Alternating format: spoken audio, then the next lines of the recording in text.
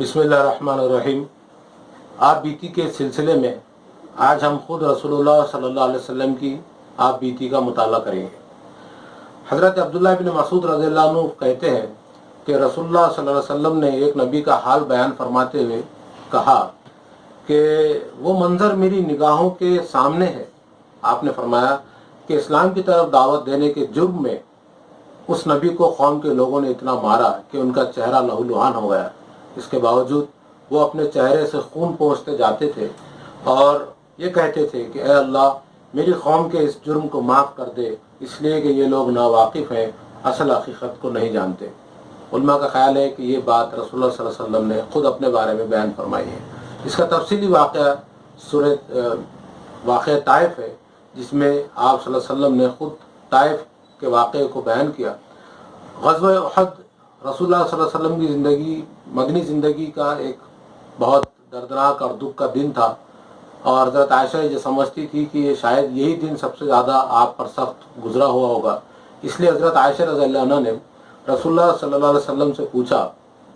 کہ کیا آپ پر کوئی ایسا دن گزرا ہے جو احد کے دن سے زیادہ سخت ہو اور شدید رہا ہو؟ آپ نے فرمایا عائشہ، تمہاری قوم قریش سے مجھے بہت تکلیفیں پہنچی، اور سب سے زیادہ سخت دن جو مجھ پر گزرا اخبار کا دن تھا، یعنی وہ طائف کا واقعہ، جبکہ میں نے اپنے آپ کو عبد علیل ابن عبد کلال کے سامنے پیش کیا، لیکن جو کچھ میں چاہتا تھا اس نے اس کو قبول کرنے سے انکار کر دیا، تو میں پریشان حال اور فکر مند وہاں سے چلا، اور جب میں قرن الثعالب ایک مقام کا نام ہے وہاں پہنچا تب ذرا غم ہلکا ہوا، تو میں نے آسمان کی طرف نظر اٹھائی،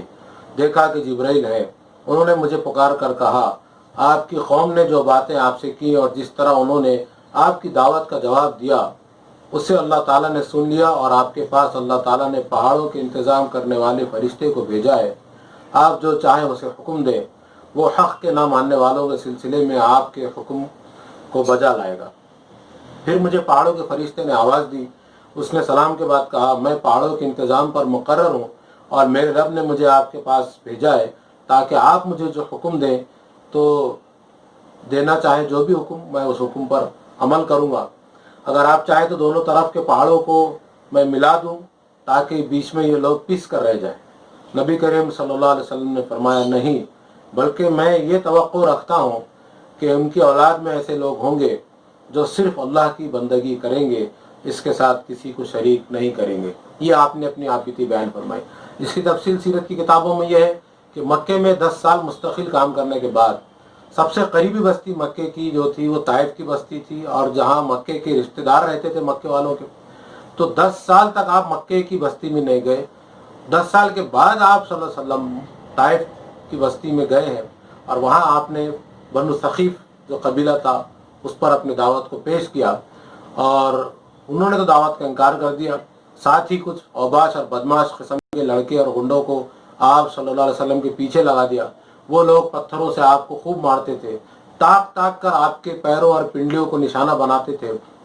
جس سے آپ کی پنڈلیاں لہو لہان ہو گئی، پیر پورے خون سے بھر گئے، خون بہنے لگا، حتیٰ کہ آپ کی جوتیاں خون سے بھر گئیں، اور آپ کے جوتے آپ کے پاؤں سے چپک گئے۔ حضرت زید آپ کے ساتھ تھے، وہ آپ کو آگے پیچھے سے بچانے کی کوشش کرتے رہے، لیکن اس کے باوجود آپ صلی اللہ علیہ وسلم بہت زخموں سے چور ہوئے۔ کسی طرح بستی سے باہر نکلنے کے بعد بہت نڈھال ہو کر آپ اتبا کے باغ میں بیٹھے۔ یہ ایک سردار تھا مکے کا اتبا، اس کے باغ میں عباس ایک نام کا ایک عیسائی غلام تھا، وہ آپ کے پاس آیا، اس نے آپ کو انگور اور پانی پیش کیا، آپ نے وہ عنایت فرمایا، اور عباس کو بھی آپ نے اپنی دعوت پیش کی۔ تو عباس تو چونکہ عیسائی تھا، اس نے کہا کہ آپ تو وہی بات کرتے ہیں جو عیسیٰ علیہ السلام نے اس سے پہلے کی ہے۔ پھر اس کے بعد آپ صلی اللہ علیہ وسلم کے پاس فرشتے آئے اور یہ واقعہ ہوا۔ اس میں ہمارے لیے ایک بڑی نشانی ہے کہ اللہ کے رسول صلی اللہ علیہ وسلم نے اس قوم کے لیے کوئی عذاب کی بد دعا نہیں کی،